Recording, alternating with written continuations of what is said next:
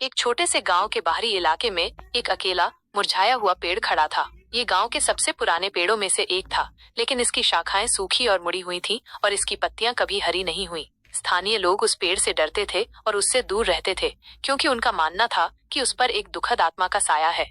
कहा जाता था कि कई साल पहले एक युवा महिला मीरा उस पेड़ के नीचे अपने प्रेमी का इंतजार कर रही थी, जो कभी नहीं लौटा। वो घंटों तक बैठी रही, उसकी आंखें दूर क्षितिज पर टिकी थीं, लेकिन उसका प्यार कभी नहीं आया। दुख और निराशा में मीरा ने उसी पेड़ पर अपनी जान दे दी। उस दिन के बाद से लोगों ने उस पेड़ के आसपास अजीबोगरीब चीजें देखी और सुनी। कुछ ने चांदनी रातों में एक धुंधली आकृति को पेड़ के नीचे घूमते हुए देखा, रोने की धीमी आवाजें सुनाई दी और ठंडी हवा के झोंके महसूस किए, भले ही मौसम शांत हो।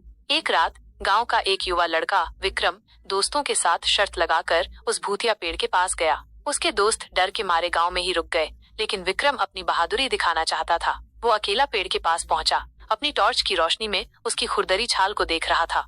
अचानक हवा तेज हो गई और पेड़ की सूखी शाखाएं आपस में टकराने लगीं, जैसे कोई फुसफुसा रहा हो। विक्रम डर गया, लेकिन उसने हिम्मत करके पेड़ के करीब जाने की कोशिश की। जैसे ही वो तने के पास पहुंचा, उसे एक ठंडी हवा का झोंका महसूस हुआ और उसे ऐसा लगा जैसे किसी ने धीरे से उसका हाथ छुआ हो। विक्रम डर के मारे पीछे हट गया और अपनी टॉर्च की रोशनी में पेड़ को ध्यान से देखा। उसे धुंधली सी एक आकृति दिखाई दी, जो पेड़ के तने के पास खड़ी थी। वो एक महिला की तरह लग रही थी, जिसका चेहरा आंसुओं से भीगा हुआ था। विक्रम का डर और बढ़ गया और वो बिना पीछे मुड़े गांव की ओर दौड़ पड़ा।